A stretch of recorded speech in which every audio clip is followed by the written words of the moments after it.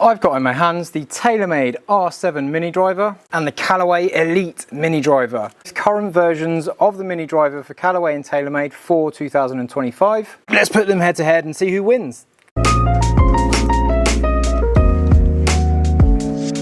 So I've got the Taylormade in stock settings. The two heavier weights are at the front. We've got 11.5 degrees on standard, and we've got a Speeder 6S, which relates to something around 60 grams and stiff flex. And in the Callaway, we've got the Denali charcoal in 60 grams 6.0. So it's around 60 grams and it's a stiff flex. Now my first thoughts on these drivers, mini drivers, are that, again, like the Callaway feels like a small driver. The Taylormade feels a little bit more like a big 3-wood, which is a common thing with like that and the PXG. Both feel like big 3-woods. This is a bit more driver-like. One difference I do have is that the Taylormade driver has a slightly bigger grip. We've got a +4 mid-size on the Taylormade, so it's a bit bigger on this bottom half, which makes it a little bit harder to hit left. But I think it is actually harder to hit left anyway.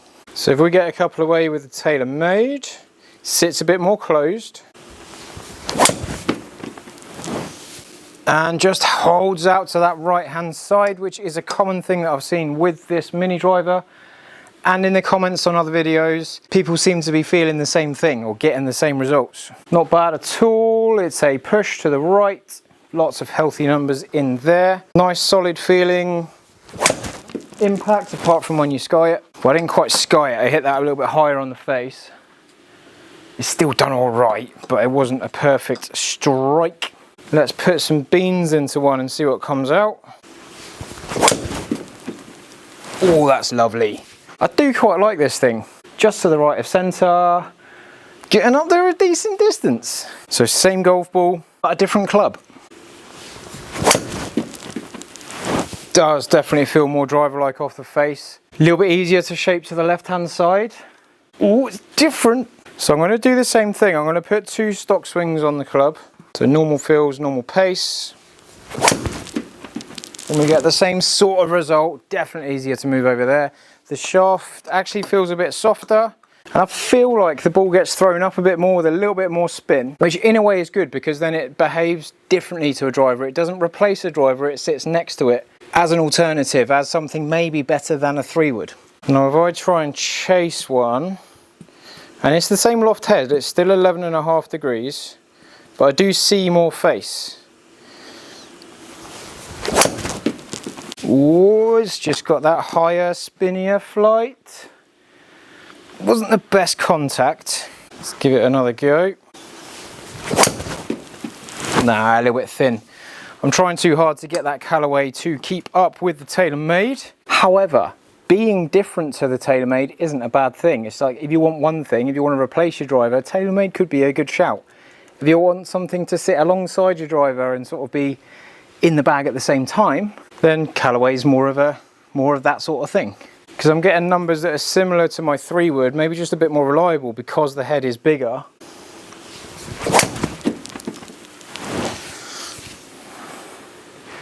Can it get anywhere near 300? Oh, it's all right. So let's see how these things compare in terms of data. I hit more with the Callaway and I had a couple that were just a little bit more spinny and a little bit more up there. Average without taking any out was 3,300 against 2,500 in terms of spin. That is interesting. So that middle one in the Taylormade wants to come away. And let's get rid of the worst one in the Callaway. There we go. We do have a definite separation between the two. Peak height, Taylormade 85 feet. Callaway 105 feet, so we get a higher peak height. I've finished 11 yards right on average against 15 yards left on average. Angle of descent is 34.3, so I'm coming in flatter, which will get more run. Coming in steeper at 40.9 on the Callaway.